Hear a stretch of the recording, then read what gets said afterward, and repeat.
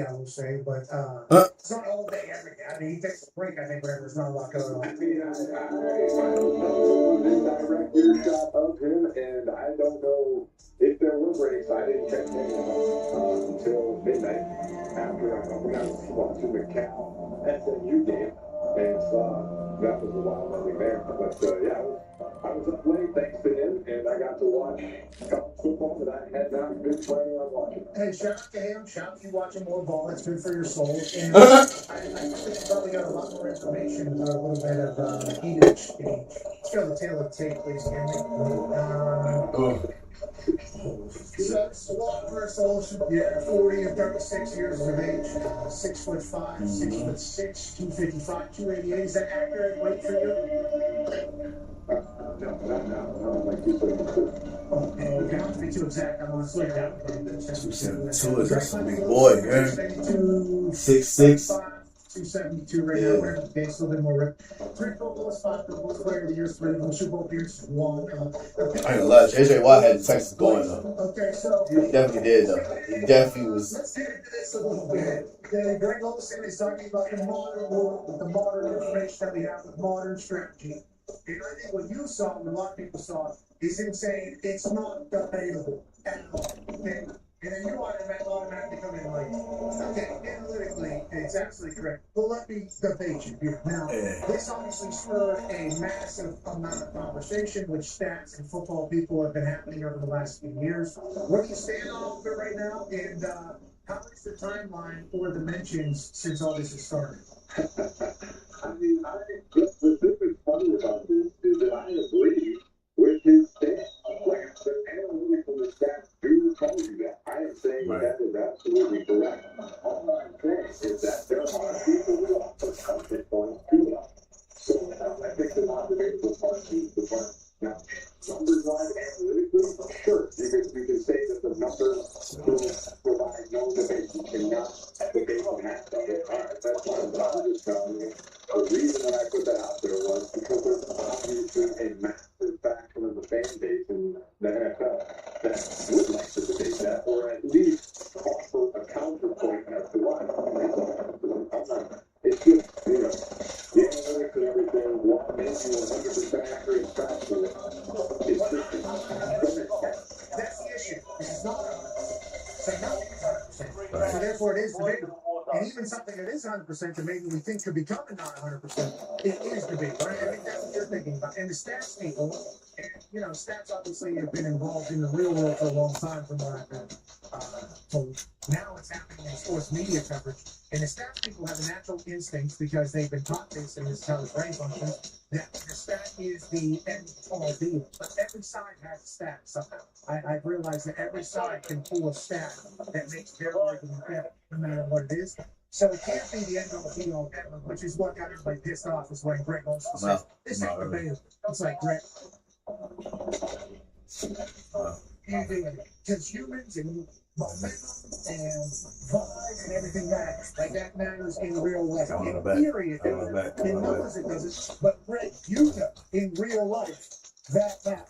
So that's why I think everybody kind of mad at Greg. Like, Greg, you can't be this. This can't be who, because you know that humans matter. But on that note, the stats a lot of information for us. Go ahead, JJ. Yeah, and I agree. Like, on the broadcast, you should at least mention why they're 1 for 2 there, and that the numbers support it, and that the analytics support it as well. But I also think that you can mention the opposite side of it, and what fans at home might be thinking in that moment, and the emotion and the adrenaline of the game, etc. I mean, at the end of the first half of the Texas game this week, the Texans decided basically that they weren't going to push down there for points, and instead were just going to kind of settle, and ended up getting nothing out of it. And they had the ball with like a minute and 38 seconds left and 2 timeouts. And they got to set the play on first down. They very easily could have pushed the ball down the field.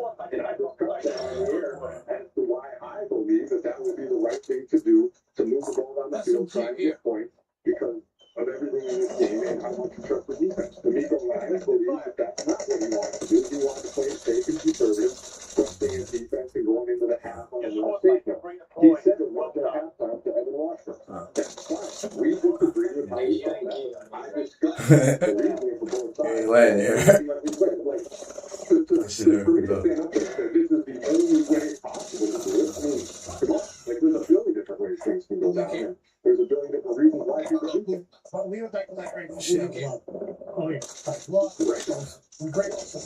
We appreciate what you've done for ball. It's something that you're a ball person. Okay, this isn't video game. This is human. Nerds are getting real, man. No, the nerds are good. The nerds are good.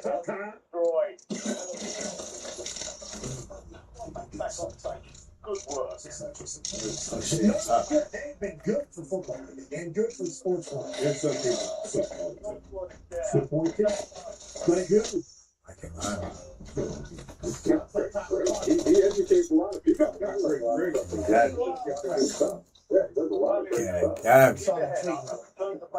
Come on. If you end it with the not debatable, you can tweet and then have everybody else debate, and then you can start a great conversation. I didn't see that he was responding, so therefore there was debate happening. So it was technically against debatable. She said he was responding. Situation, but we would like to right now, we love it, and we think he's incredible in the booth. And Especially that. But we see this debuff around in Carolina. So we read this tweet Greg, momentum's real too, Greg. Don't even tell me it's not. I don't need you to, because that is real. They got numbers for that, though. They got numbers for that. What's that? They got numbers for momentum. Nah. They say momentum ain't real. It's damn sure they say. That shit is real. That shit is real. Energy is everything. Like it's just, if our energy is higher than yours, and you pressing young, it's over with. It's over with. That shit is real. It's not a fake thing. You got energy and you pressing, it's on. Exactly. Energy is real, bro. You're talking about. No, man, it's not real. Okay, so that's not so what I learned in school is not real.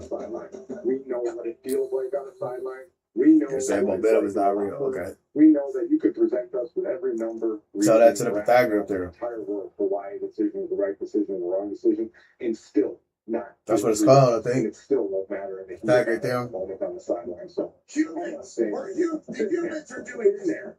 Humans Numbers are coming from humans, and yes, you can look back on 1,000 outcomes and say that, but each individual situation is situation. Yeah. I mean, that is an actual thing. That's just kind of different. Makes sense. In theory and reality.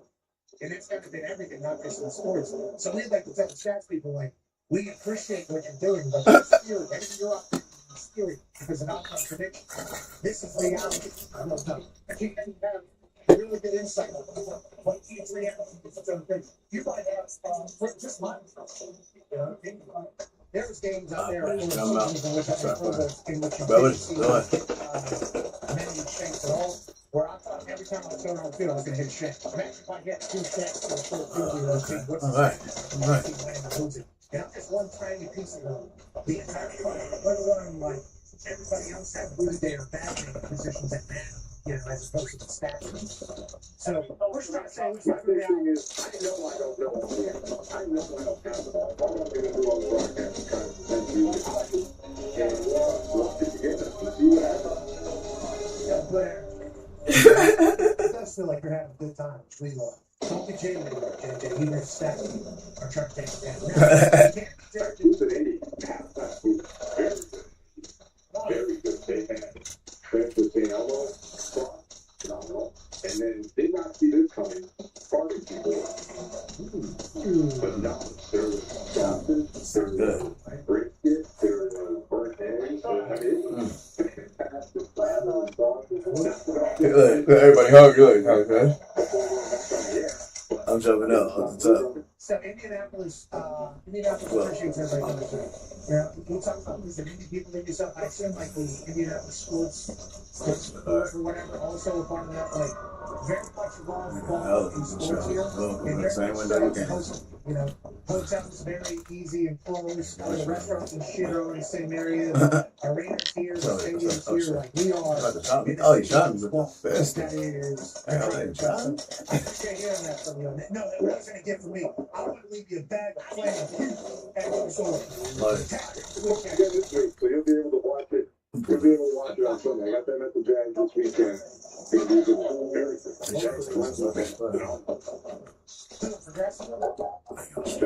not allowed a rusher over 70 yards this entire season. They're close. When Jonathan Taylor rushes for 90 or more, they're 6-0. Huh. This is like a unstoppable force of nature object 2.0 because that's what Houston was about to be. Jonathan Taylor versus the Jaguars. Yeah, you're saying that because the injury doesn't make up for that. You don't think there being zero fear of Danny Dimes keeping and running up the edge does anything to help Jonathan Taylor fight? Certainly.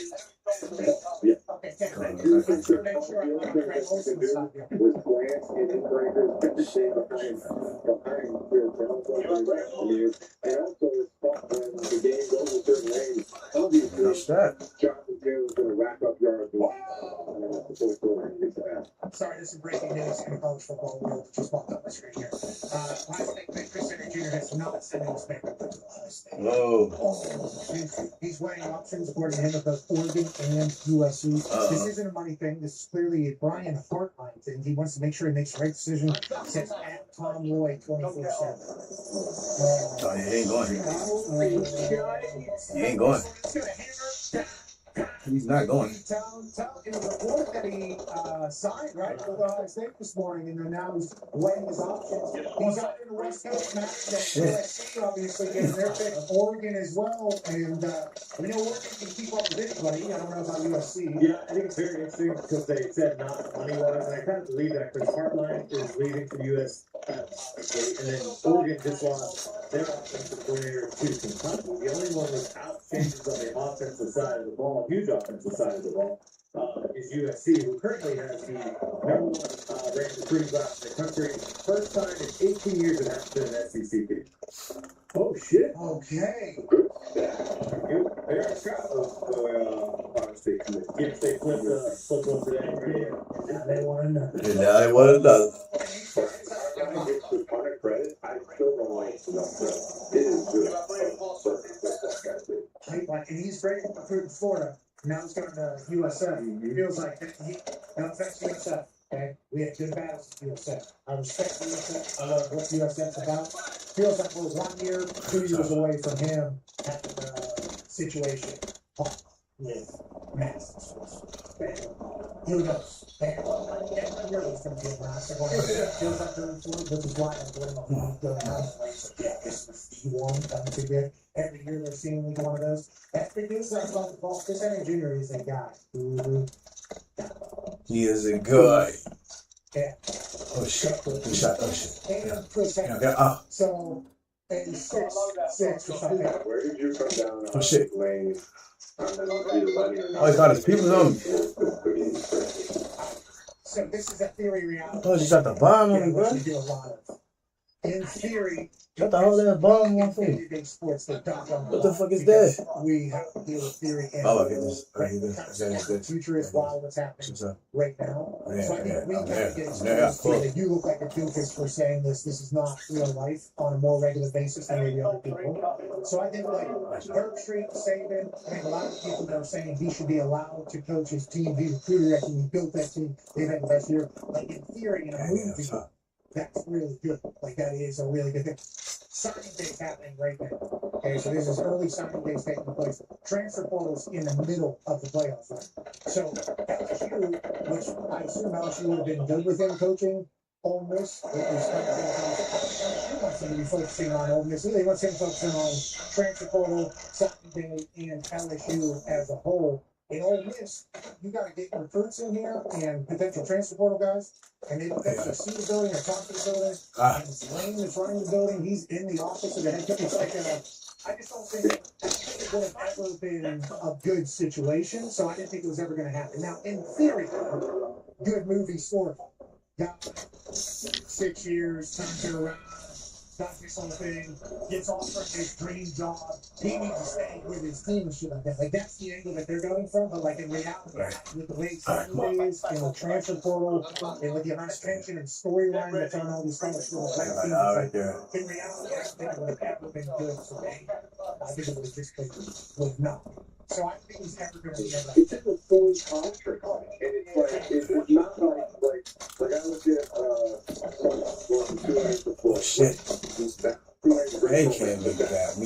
together, bro. I'm telling you, they're not playing. Like Ole Miss and LSU, Ole Miss is the same conference and currently going to be in the playoffs, and the team we're going to is not.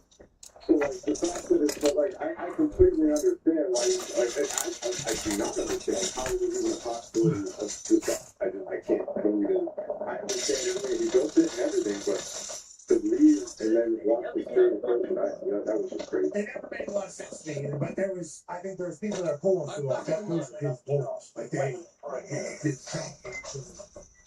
she had tears together. That's it.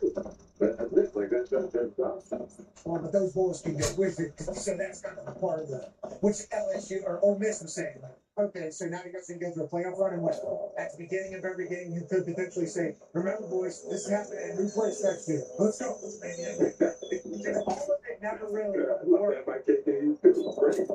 Which I never really understood that. So people were getting cake and then they weren't eating it. They were just allowed to look at it. So then there at one point somebody was like, "You're actually allowed to eat it too," and they're like, "Whoa, what an asshole!" I don't really understand how that out there about what. So you have a plate of cake. You either eat the cake and it's gone, or you have the cake and don't eat it. Those are the only two options. You can't have a piece of cake and also eat that piece of cake. Now, if you have multiple pieces of cake, you have options. But if you only have one piece of cake, you can't have it and eat it too. Okay, and you can't have two cakes in this situation, which is what he was trying. He was trying to eat some cake. This cake, which you already nibbled on. 6 years he was nibbling on this one. Now it's like a new one. Was that gonna work? Keep everything balanced on the place before. Can't do it. Oh, he's the yogi, so he's pretty good at that. Well, you're right. Something about forks and spoons and soup. Something about the Pittsburgh Steelers. AQ Shipley has a question for you, Jage. All right, JJ. Pittsburgh Steelers, when I grew up, it was the standard was you can't let a running back over 100 yards. They ran the same way. It wasn't creative. It was two tight ends, downhill run, over and over and over for 250. Which one was this? Yeah, I'm impressed that. I mean, it was, trust me, I landed at home and I turned on I checked the score and I looked at the box. Oh, shit. What happened? And then I found out that it was doable. Just over and over and over and over and over and over and over. And it's like, no, you gotta figure it out. Like nobody figured out. Like, hey, so I mean, there's integrity issues, there's tackling issues, there's all sorts of different things there. And clearly, I mean, you listen to the comments from the locker room after the game, and they got to figure it out. I mean, they're sitting there, and it's kind of one of those situations. We're then in Baltimore this weekend. They're both tied for first in the division, and so whoever wins this one is actually going to be sitting in a pretty good spot. But I'm not sure if either of them actually feels all that good about where they are right now. And Pittsburgh just feels like the same situation year after year after year. For some reason, the offense can't quite get it going. The defense hasn't been performing that well. They're either feast or famine. They get takeaways or they just get roasted. That's just kind of what it is. It feels like every single game they're waiting for one massive play to flip the entire game. And if that doesn't happen, then they really, really struggle. Was on football and he said, "I'm just not spitball here. Maybe Tomlin's just going to be as the head coach of the place. Maybe he gets a new fresh start. And I think his name was floated for USC a couple of years ago, and he talked about how he said he wanted to go and do recruiting. LSU. Was that LSU? Okay, so a couple years ago it was LSU, I guess, which was being described as the best job in college at that point, because that's how Tomlin's name is even mentioned. It's like, do you think Mike Tomlin, with the amount of years without a playoff victory, with how the fans are starting to kind of soil, turn and everything like that, would he want to take this massive job in college? Then he got the press conference and said, "I have the best job in football." The head coach of the Pittsburgh Steelers, and walked off, and I kind of put the bed. And now it's really loud. It seems louder than ever about this entire situation. More stats get thrown out. Ben Roethlisberger was like, Everybody's talking about the Steelers fans wanting a refresh and a reset. It might be good for Tomlin to get a reset as well. And then he just threw out Penn State's offices in Pittsburgh around a bunch of them. And there's some people saying, why do you think Tomlin wants to go to Penn State? And it sounds like that's how people are viewing Penn State. Penn State's just like, Penn State people love the big talk. You guys may talk about it as if you were too late. No, why would anybody want to go to college in the NFL? If you're an NFL head coach, there is no reason why you would rather be a college football coach. Who do you think potentially could be good at Penn State? You just thought of. I mean, it just feels as though everything's going south in Vegas and that Pete Carroll's going to get fired. He would be perfect at Penn State. Now we gotta wait till February to get the head coach, which would be pretty late in the entire cycle there. They're already there. That's too late. Transport will come. The big ones are transport will come. Can't hire a 35-year-old. Might as well hire Bill Cox. What if they could? They're gonna end up getting a guy like Matt Campbell from Iowa State, who is a good coach, but who people at Penn State will go ape shit. This is the guy we waited to hire. A guy like that. It's Campbell. It's Campbell or Braun or Dave or Matt Nagy. I still think Matt Nagy's a good free agent. All right. Let's go to back to the Pittsburgh Steelers. They might figure it out this. Adam Bateman has signed with the Pittsburgh Steelers. Congratulations to the And there was a tweet from a few days back that said, Mike Tomlin said something like, we can't eat soup with forks, we need spoons. Then the Steelers have signed 2018 Pro Bowl to the practice squad. Well, we don't know if they think the Steelers on the practice squad or not, but the Indian, there's a spoon and fork with the soup line could be on the way. It's a great metaphor, actually. And also, Tomlin would say something exactly like that, but we know this guy was a monster. Yeah, I mean, they had a mid-team in 2019. There's a chance Adam Thielen gets a resurgence out there with Aaron Rodgers. One of his really close friends, obviously the golfing friend, and Pittsburgh Steelers are making yet another play. As Minnesota Vikings say, yeah, He's up there, right? your career. Let's talk about some teams that are real. Go ahead, Keith. Yeah, talking about teams with fresh starts, new head coaches, Vrabel first year in New England, Dave Johnson first year in Chicago, the young quarterback. Going to week 14 now, Pat Scott's on the bye week. Going to week 14, both these guys at the top of their respective conferences. How do you feel about the team right now? And kind of, I guess, what's your trust level and confidence level in these both teams making a real run in the playoffs? I think it speaks to what a great head coach can do for a team with the requisite roster to start with. You obviously have to have a certain talent level to be able to start with, but these two coaches have come in and done a phenomenal job.